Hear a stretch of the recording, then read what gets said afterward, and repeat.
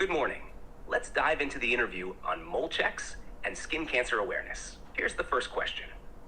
Can you start by explaining why regular mole checks are so important and what people should be looking out for when examining their skin?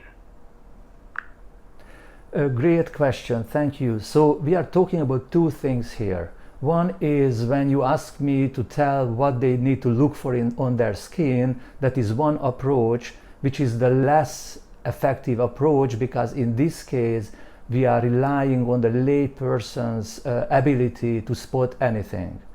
What I really advocate is having a mole check just out of the blue without any suspicion, because in this case me, the professional, the dermatologist, can spot anything suspicious, so the chances are much better when I spot something early compared to the situation when the patient should spot something.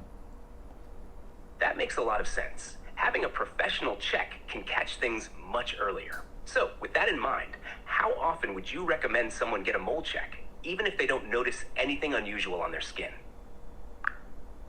So this recommendation is very specific. So what I kind of say is, if you haven't had a mole check in the past 1 to 3 years, have one. And after the head to toe thorough skin check, your doctor can tell how frequently it is recommended for you to have a mole check. But even for my really high risk patients, I don't recommend more frequent than 1 yearly checks. Very rarely, when I see something kind of suspicious that I would like to check back in 6 months' time, then I call the patient back. But usually it's a yearly checkup for high-risk patients. That's really helpful to know. So for most people, a check every 1 to 3 years is a good starting point, and then it's tailored based on individual risk. Can you explain what some of the risk factors are that might make someone more prone to skin cancer or melanoma? Yeah, very good question. A fair skin type, so which burns easily and very difficult to tan. Second most important is the high number of moles and the high number of atypical, kind of ugly looking odd moles.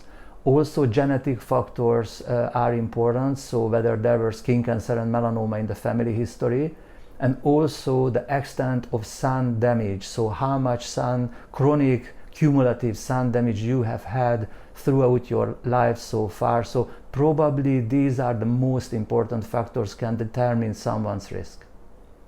That's really insightful. Given these risk factors, it's clear why mole checks are so important. To wrap up, what would you say to someone who might be hesitant to get their moles checked, whether it's due to fear or simply putting it off? Yes, a very good question to finish off with. Fear is a real thing, so patient thinks that it's better not to have a mole check because what if I find something? But my message to this person, the good news, if you are not aware of anything on your skin, so you don't see anything suspicious, and I happen to find something, it's 100% so early that a simple removal of that lesion will give you kind of 100% cure, if I may say this as a doctor. So don't worry about this, because if you don't have anything suspicious, and if I find something, that can be sorted out for sure, and you're gonna have a good health afterwards. That's a reassuring message.